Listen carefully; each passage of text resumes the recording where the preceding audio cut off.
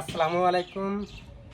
আজকে ভাই বোনেরা আপনাদেরকে আমি দেখাবো যে বীজ থেকে আমের চারা উৎপাদন করে এই ছোট্ট চারাতে যে ক্লিপ কলম করে এক বছরের মাথায় এটার থেকে আম ধরবে, মানে এর থেকে ফলন পাওয়া যাবে, সেটা আজকে আপনাদেরকে আমি প্রমাণ দেখাবো। আজকে এই ছোট্ট বীজ থেকে যে চারা উৎপাদন করা হয়েছে যে গাছটি, এই গাছে আজকে আমি ক্লিপ কলম দিব। যেমন মাতৃ গাছ আছে আমার এখানে, এই একটি গাছে আমি 4 প্রকারের কলম দিয়েছি। একটা ক্লিপ কলম দিয়েছি আমি, এখানে একটা জোর কলম দিয়েছি। এই একটি গাছে আমি 3 নমুনা জাত দিয়েছি, একটা ডগমাই, একটা কাটিমন, একটা কিউজাইম।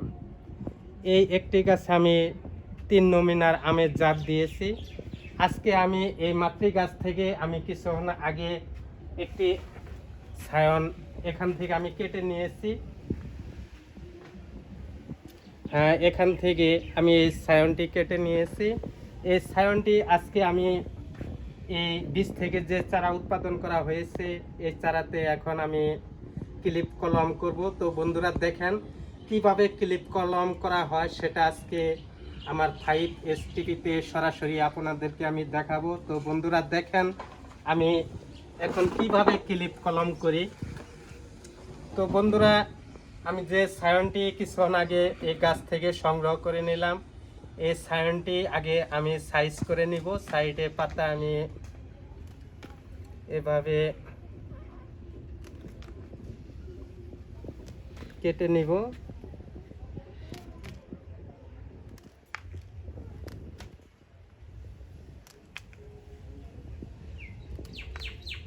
খুব সূক্ষ্মভাবে এই সায়নটির উপরে অংশে পাতাটা আমি কাটবো, যেহেতু এই যে ছোট্ট মাথা আছে, মাথাটা যেন না কাটে, এটা খেয়াল থাকতে হবে।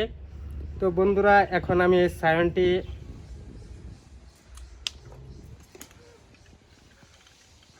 এভাবে আমি সায়নটি হাতে তলাতে রাখবো, রেখে এই চাকু দিয়ে আমি এভাবে উপরের ছালটুকু আমি, মানে চামড়াটুকু আমি, 2 সাইডে চামড়াটুকু আমি এভাবে উঠাবো।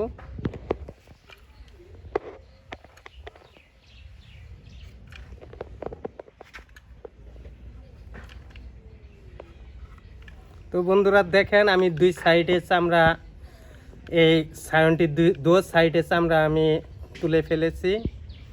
এখন এই সায়নটি আমি এই আমের বীজ থেকে যে চারা উৎপাদন করা হয়েছে, এই চারাতে আমি আজকে লাগাবো। তবে এই সায়নটি লাগানোর আগে খেয়াল রাখতে হবে যে আপাতত একটি চারাতে যেন 4টি পাতা থাকে। পাতা যদি না থাকে তাহলে তো এই গাছটি খাদ্য সংরক্ষণ করতে পারবে না। এই কারণে আমি 4টি পাতা আমি এই গাছে রেখে তার উপরে আমি কাটবো। এভাবে আমি কেটে দিলাম।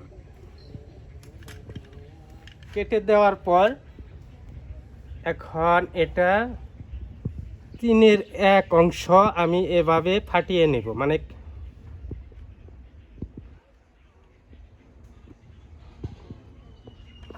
দেখেন বন্ধুরা আমি কিভাবে কেটে নিয়েছি। এখন এই কাটার জায়গায় আমি এই সায়নটি 2 সাইডে যে কোনো এক পাশে আমি চামড়া মিল রাখবো।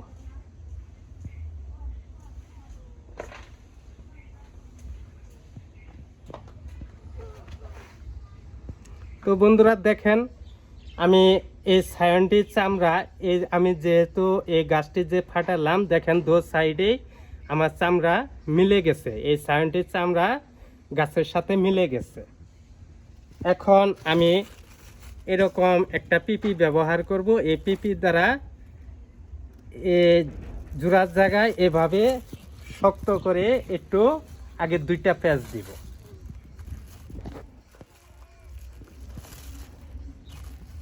তারপরে উপরে হালকা করে পেঁচ দিব।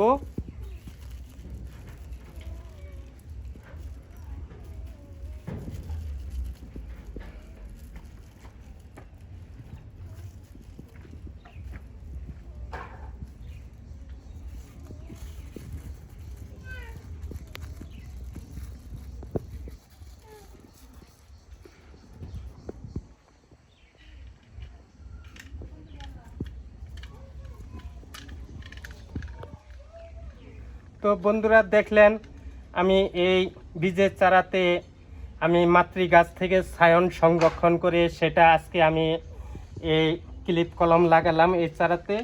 তো ভাই বোনেরা আজকে এই ক্লিপ কলম করার ভিডিওটা দেখে যদি আপনাদের কাছে ভালো লাগে তাহলে আমার 5STVতে একটা লাইক, একটা কমেন্ট, একটা সাবস্ক্রাইব করে দিয়ে বন্ধুরা পাশেই থাকবেন।